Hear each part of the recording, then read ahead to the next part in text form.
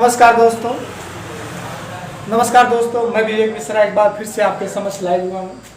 दोस्तों, सबसे पहले आपसे निवेदन है कि आप लोग चैनल को सब्सक्राइब एंड शेयर कर दीजिए, ठीक है ना। क्योंकि हम लोग देखिए आपके लिए इतना मेहनत करते हैं। हम लोग जहाँ पढ़ाते हैं यहाँ पर न तो फैन है न तो लाइट है, इतनी गर्मी में आते हैं आपके लिए वीडियो बनाते हैं, तो यार इतना तो हक बनता है कि आप लोग चैनल को शेयर कर दीजिए, ठीक भैया। तो हम लोग पढ़ रहे थे बायो में हम उस दिन पढ़ रहे थे, प्रीवियस ईयर वीडियो में पढ़े थे दंत से बारे में हमने पूरा क्वेश्चन किया था। आज हम दंत से संबंधित कुछ पशुओं के नाम में देखेंगे, उसमें दांत कितने हुए थे, ठीक है ना। जैसे शेर हुआ, थोड़ा सा बचा था उसको कर लेते हैं। शेर, ठीक। बिल्ली, शेर, बिल्ली, कुत्ता, ठीक, कुत्ता, मच्छर,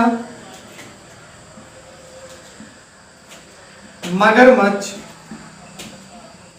ठीक है भैया, मगरमच्छ और स्पिन डॉल्फिन। ये डॉल्फिन लिख लीजिए, क्या भैया, डॉल्फिन।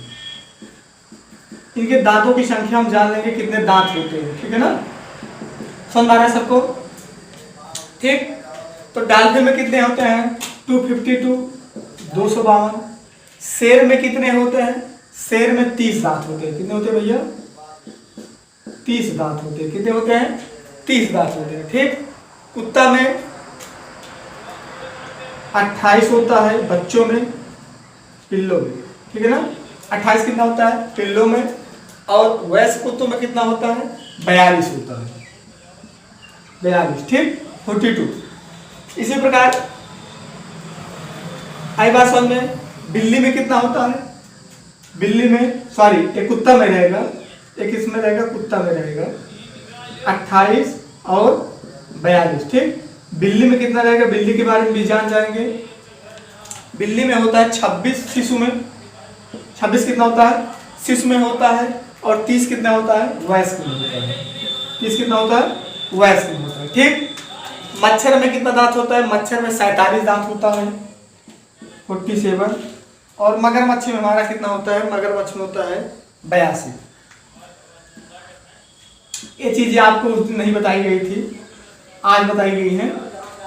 डॉल्फिन में कितना, 252। शेर में 30 दांत, बिल्ली में 26, बच्चों में होता है, वयस्कों में 30 होता है, कुत्ते में 28 होता है, जबकि वयस्कों में कितना होता है, 42 होता है, मच्छर में 47 होता है, मगरमच्छ में 82 होता है। इतनी चीजें अगर आपको समझ आई हो तो आप स्क्रीनशॉट लेना चाहे तो स्क्रीनशॉट ले लीजिए, उसके बाद हम आगे बढ़ें, ठीक।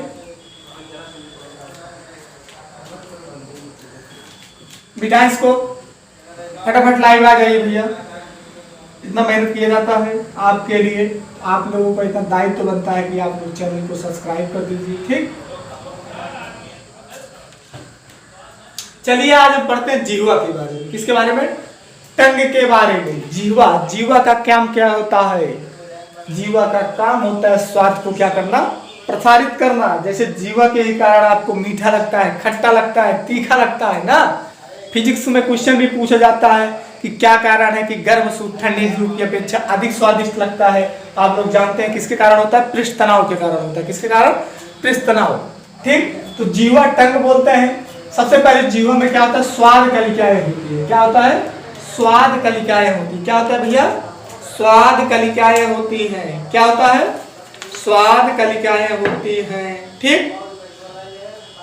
अगली बात, हजारों की संख्या में जीवों में क्या होता है, अंकुर होते हैं। अंकुर का मतलब पीपल्स, छोटे छोटे दाने होते हैं। और हमने जीवा का फिगर भी बनाया है। जीवा का क्या है, अग्रभाग है, अग्रभाग, पार्श्व भाग या मध्य भाग इसको बोलते हैं।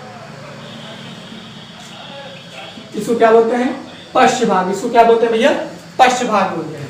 कहने का मतलब जीवा में क्या है, अग्रभाग है, एक पश्च भाग है, एक क्या है, पार्श्व भाग। तो इसको क्या बोलते हैं, मध्य भाग। अब हजारों की संख्या में क्या होते हैं, अंकुर होते हैं, पीपल्स होते हैं। तो अंकुर के भी 3 प्रकार के होते हैं। कौन कौन से, फंगीफ्राम, फिलफ्राम और सर्कमबिलेट। क्या होता है भैया, फंगीफ्राम, फिलफ्राम और सर्कमबिलेट। आई बात समझ में, कौन कौन से फंगीफ्राम। देखो फंगीफ्राम का मतलब अग्रभाग, इसी के कारण हमें क्या लगता है, मीठा। इसे क्या लगता है, क्या मीठा लगता है।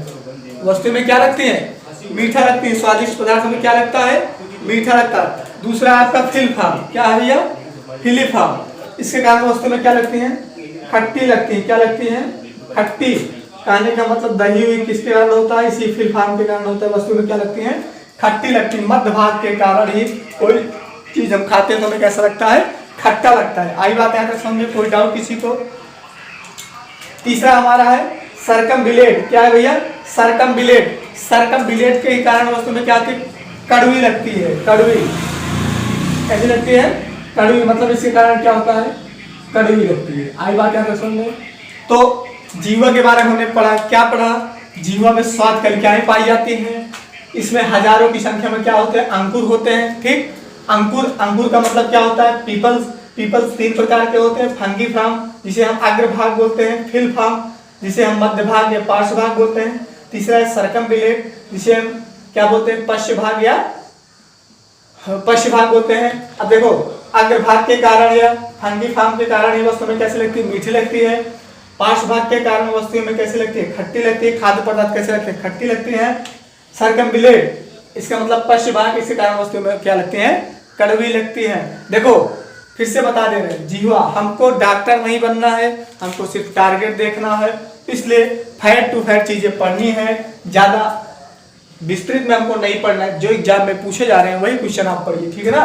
अगर ज्यादा पढ़ना है तो आप इंटर की बुक ले लीजिए, उसमें अच्छे से पढ़ाया गया है। देखिए हमारा में कोई सब्जेक्ट बायो नहीं है, हमारा पीसीएम ग्रुप है, फिजिक्स केमिस्ट्री मैथ। ठीक, हम भी बीएससी फिजिक्स केमिस्ट्री मैथ से किए हैं, ठीक है ना। बट ये है कि एग्जाम में जो चीजें पूछे जाती हैं फैक्ट टू फैक्ट वही चीजें आपको बताई जाएगी, ठीक है ना। कोई डाउट हो तो आप कमेंट सेक्शन में कमेंट करिए। स्क्रीनशॉट लेना चाहे तो ले लीजिए। जीवा के बारे में फिर से बता देते हैं। इसमें स्वाद कलिकाएं पाई जाती हैं।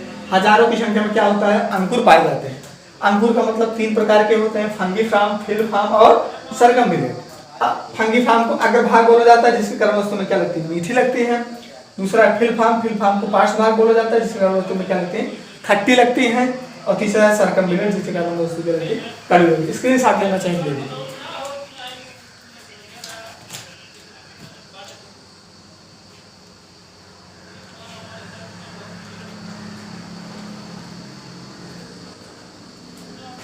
अगर आपसे जीवा की संरचना पूछेगा तो जीवा की संरचना कैसी होती है? मसल संरचना होती है। कैसी होती है?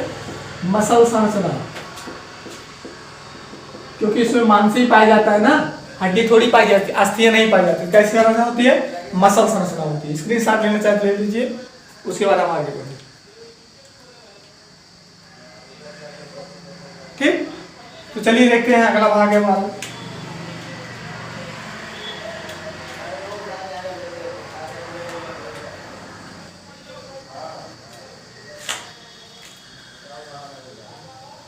देखिए आप मेरे माध्यम से 3 चीजें पढ़ेंगे, ठीक है ना।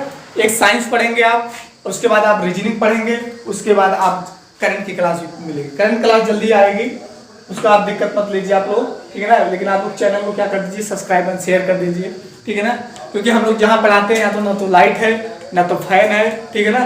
गर्मी में आते हैं पढ़ा रहे हैं तो इसका बेनिफिट हम लोग को मिलना चाहिए, ठीक भैया। अगला डालिए।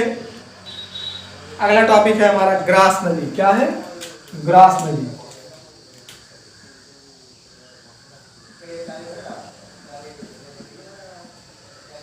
ग्रास नली, ठीक। क्या है अगला पॉइंट? ग्रास नली। क्या है? ग्रास नली।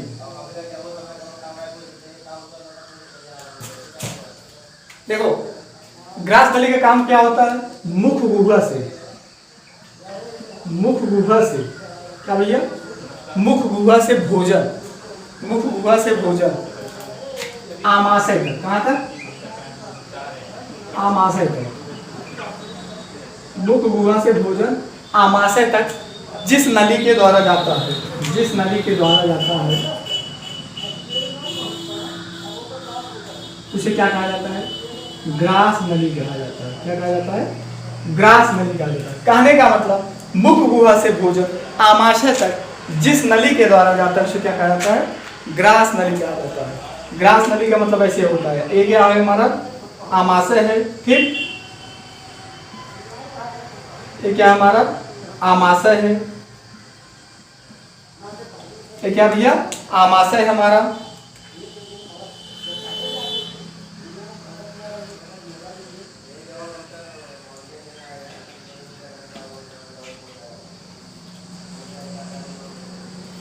अब देखिए आमाशय है हमारा हो गया, ठीक। तो अब कर रहा है ग्रास नली से, ठीक भैया। ग्रास नली काम क्या है, मुख गुहा से भोजन आमाशय जिस नली के द्वारा जाता है वो क्या बोला जाता है, ग्रास नली, ठीक। ग्रास नली किसकी बनी होती है, कार्टिलेज की बनी होती है। किसकी बनी होती है, कार्टिलेज की बनी होती है। किसकी बनी होती है, कार्टिलेज की बनी होती है। ग्रास नली किसकी बनी होती है, कार्टिलेज की बनी होती है, ठीक है ना। और कार्टिलेज किससे बना होता है, आप जानते हैं कार्टिलेज किससे बना होता है, ये उपास्थियों से बना होता है। किससे बना होता है, उपास्थियों से बना होता है। उपास्थियों से बना होता है। किससे बना होता है भैया, उपास्थियों से बना होता है। अब ग्रास नली की लंबाई की बात करेगा, ग्रास नली की लंबाई की बात करेगा तो कितना होता है, 10 इंच होता है। कितना होता है, 10 इंच होता है।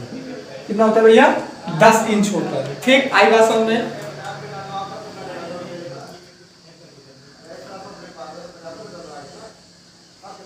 या तो कोई दिक्कत किसी को। अब देखिए अगर आपसे पूछा गया आमाशय में भोजन, सॉरी ग्रास नली से, ग्रास नली से आमाशय, ग्रास नली से आमाशय तक भोजन,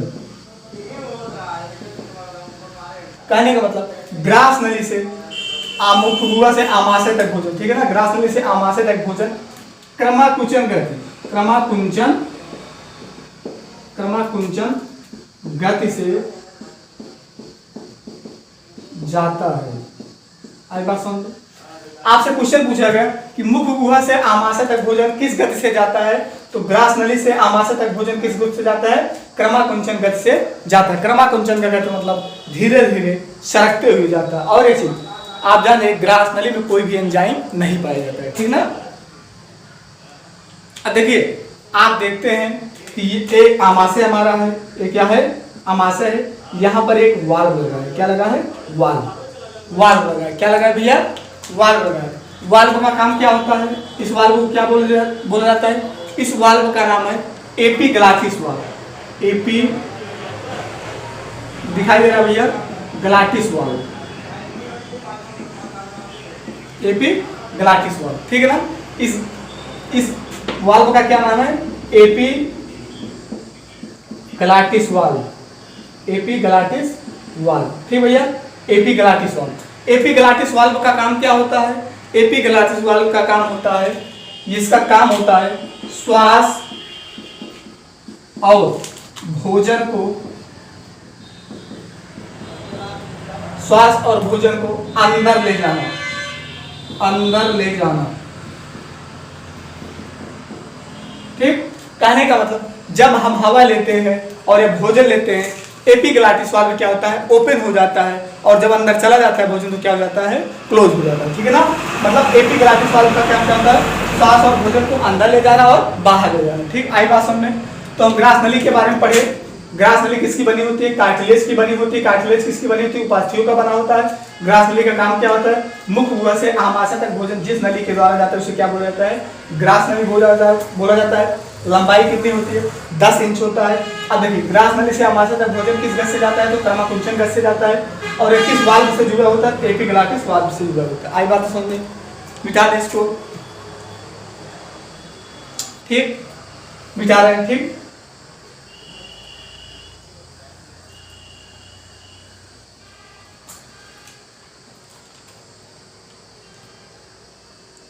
देखिए सबसे पहले भोजन किस गति से जाता है, क्रमाकुंचन गति से जाता है, हमने पढ़ा, ठीक भैया, ठीक। वाल्व की बात करेगा तो किस वाल्व से, एपिग्लाटिस वाल्व से, एपिग्लाटिस वाल्व से जुड़ा होता है,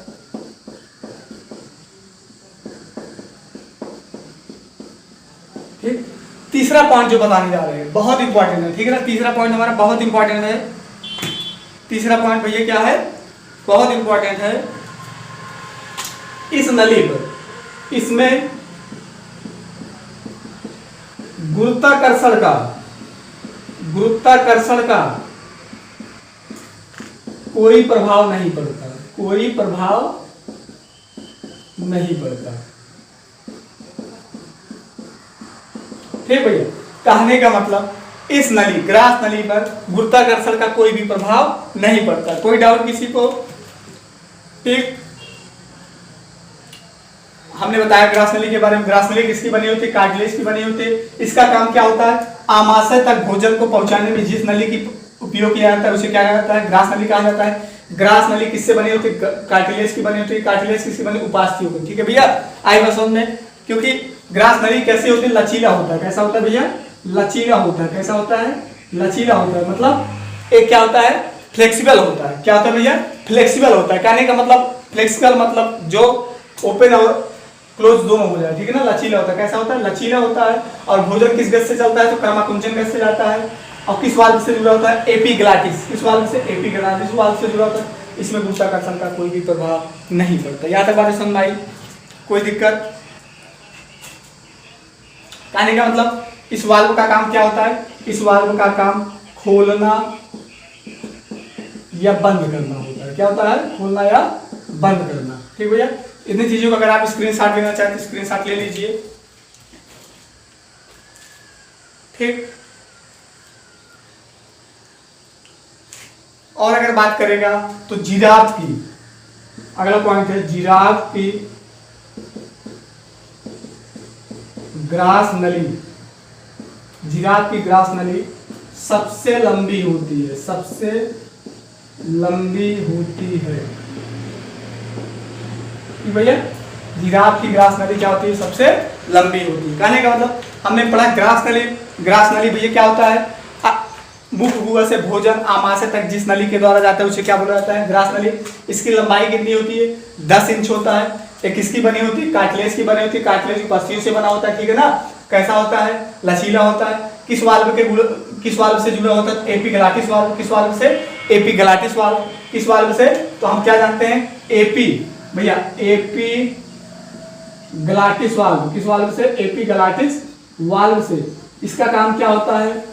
बंद या खोलना, बंद या खोलना। ठीक है ना, हवा और भोजन को क्या करता है? अंदर और बाहर ले जाता है। ठीक है ना, ओपन हो जाता है। जब खाना अंदर जाता है तो क्या हो जाता है? ओपन हो जाता है। ठीक, भोजन को किस गैस से पहुंचाता है? तो कर्माकुंचन गैस से पहुंचाता है। एपिग्लाटिस वाल्व से जुड़ा होता है। इसमें गुरुत्वाकर्षण का कोई प्रभाव नहीं पड़ता है। जिराफ की ग्रास नली सबसे अधिक लंबी होती है। अब आप स्क्रीनशॉट लेना चाहे तो ले लीजिए, फिर आगे बढ़ते हैं।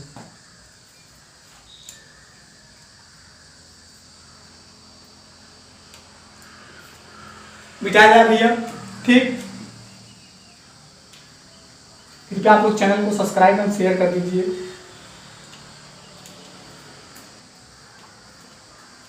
देखिए, फिर से बता दे रहे हैं, हमें पूरा पढ़ के डॉक्टर नहीं बनना है। हमें वही चीजें पढ़ना है जो एग्जाम में क्या होते हैं? पूछे जाते हैं। और ज्यादा से ज्यादा हमें बहुत ज्यादा चीजें नहीं पढ़ना है, फैक्ट टू फैक्ट चीजें पढ़ना है। ठीक है ना, तो हम पढ़ रहे थे ग्रास नली के बारे में। यहां से कुछ पॉइंट ध्यान देंगे। ठीक,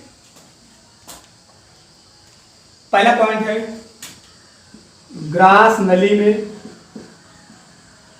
ग्रास नली में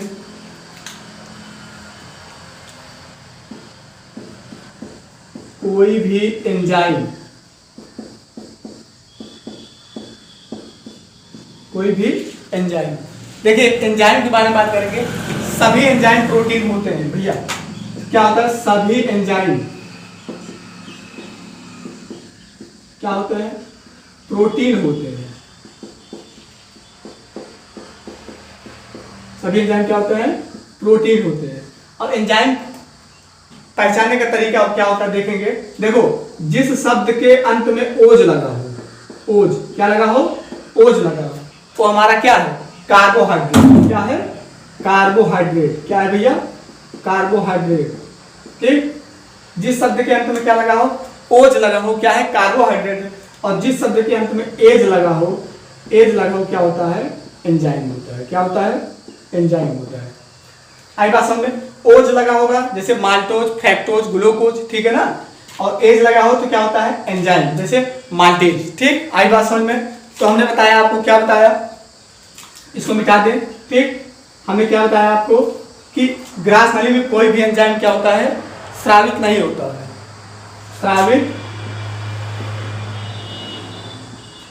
स्रावित नहीं होता है। ग्रास नली में कोई भी एंजाइम स्रावित नहीं होता है। अर्थात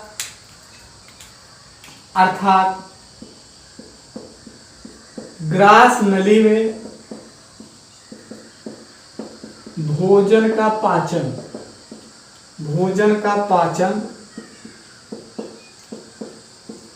नहीं होता है। आई बात समझ में?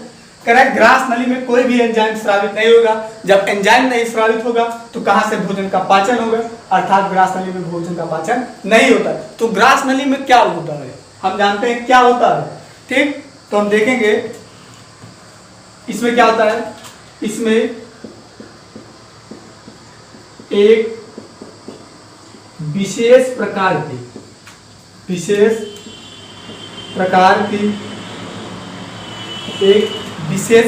की श्लेष्म, इसमें एक विशेष प्रकार की श्लेष्म या म्यूकस बोलते हैं। म्यूकस का मतलब सफेद गाढ़ा रंग का होता है, ठीक है ना, जुखाम वगैरह में जो होता है। म्यूकस से एक विशेष प्रकार के श्लेष्म का स्राव होता है।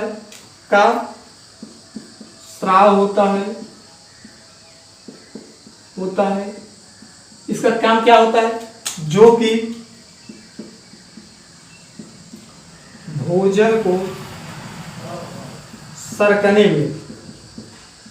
को सरकने में क्या करता है, मदद करता है। भोजन को सरकने में मदद करता है। आई बात समझ में? कहने का मतलब ग्रास नली में कोई भी एंजाइम स्रावित नहीं होता है, अर्थात ग्रास नली में भोजन का पाचन नहीं होता है। तो इसमें होता क्या है, इसमें एक विशेष प्रकार का श्लेष्म म्यूकस का स्राव होता है, जो कि भोजन को सरकने में क्या करता है, मदद करता है। आई बात समझ में? स्क्रीनशॉट लेना चाहिए, ले लीजिए भैया।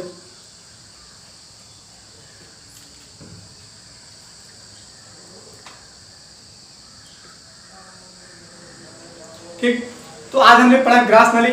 ग्रास नली का काम क्या होता है, मुख गुहा से आमाशय तक भोजन का निर्माण स्थानांतरण जिस नली के द्वारा होता है उसे क्या बोला जाता है, ग्रास नली होता है। ठीक, ग्रास नली की लंबाई की बात करेगा तो कितना होता है, 10 इंच होता है। ठीक, ग्रास नली किस वाल्व के द्वारा जुड़ा होता है, एपिग्लाटिस वाल्व के द्वारा जुड़ा होता है। पूछा जाता है क्वेश्चन कि ग्रास नली से आमाशय में भोजन किस गज से जाता है, तो किस गज से, क्रमकुंचन गज से जाता है। ठीक है, और ग्रास नली में गुरुत्वाकर्षण का कोई भी प्रभाव नहीं पड़ता है। ठीक भैया, आई बात समझ में? अगला पॉइंट है कि सभी ग्रास नली में कोई भी एंजाइम स्रावित नहीं होता है, अर्थात ग्रास नली में भोजन का पाचन नहीं होता है। इसमें एक विशेष प्रकार का श्लेष्म म्यूकस का स्राव होता है, जो कि भोजन को सरकने में क्या करता है, मदद करता है। आई बात समझ में? ठीक, अगर आपसे पूछेगा कि ग्रास नली किसकी बनी होती है, किसकी बनी होती है, कार्टिलेज की बनी होती है। कार्टिलेज किसकी बनी होती है, हम जानते हैं कार्टिलेज उपास्थियों का बना होता है। आई बात समझ में? कोई दिक्कत किसी को? सर्वाधिक लंबी ग्रास नली किसकी होती है, जिराफ की। आपने देखा भी होगा जिराफ की गर्दन क्या होती है, लंबी होती है। ठीक, तो इस तरीके से ग्रास नली हमारे बीच नहीं रहा। ठीक, जो भी चीज़ अगर आपको डाउट हो आप कमेंट सेक्शन में कमेंट कर सकते हैं। ठीक, तो हम आगे बढ़ते हैं।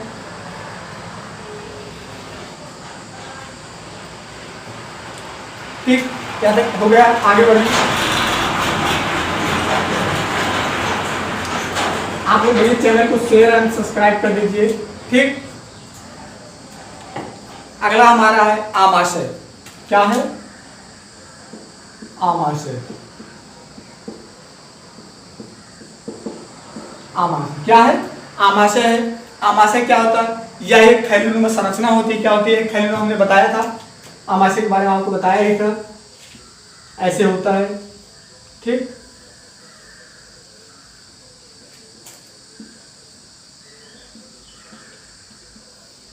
ठीक, ये हमारा क्या थी, एक ग्रास नली थी, और ये हमारा क्या है, आमाशय है। यहां पर वाल्व लगे हैं जिसे क्या बोला जाता है, एपिग्लाटिस वाल्व। एपिग्लाटिस वाल्व बोला जाता है। ठीक, इसी वाल्व के द्वारा, ग्रास नली के द्वारा भोजन कहां पहुंचता है, आमाशय में पहुंचता है, और आमाशय में भोजन का क्या होता है, पाचन शुरू होता है। तो इसके आगे आमाशय किसे जुड़ा होता है? एपिग्लॉटिस वाल्व से जुड़ा होता है। ग्रास नली के माध्यम से भोजन कहाँ पहुंचता है? आमाशय में पहुंचता है। और यह कैसी संरचना है? आमाशय थैलेरोमा संरचना। इसके भी 3 प्रकार के होते हैं। इसकी चर्चाएं कल चलेंगी। तब तक के लिए आप लोग से विनम्र निवेदन है कि आप लोग चैनल को शेयर कर दीजिए, ज़्यादा से ज़्यादा सब्सक्राइब करिए। और हाँ, जल्द ही आपके बीच एक करंट की वीडियो आएगी, करंट भी चलेगा और आपकी रीजनिंग भी हमारे माध्यम से चलेगी। बट आप लोग से विनम्र निवेदन है कि आप लोग चैनल को शेयर करते रहिए, ठीक है ना। तो कल चर्चा किसकी चलेगी भैया? आमाशय की। और बीच बीच में आपको ट्रिक की वीडियो मिलेंगे। ट्रिक एक से एक ऐसी ट्रिक बताएंगे कि आप भूलेंगे नहीं कभी। हंसते हंसते सीखे ट्रिक। और करंट की भी वीडियो मिलेगी। तब तक के लिए आप लोग स्वस्थ रहिए, मस्त रहिए। जय हिंद। और चैनल को सब्सक्राइब करिए।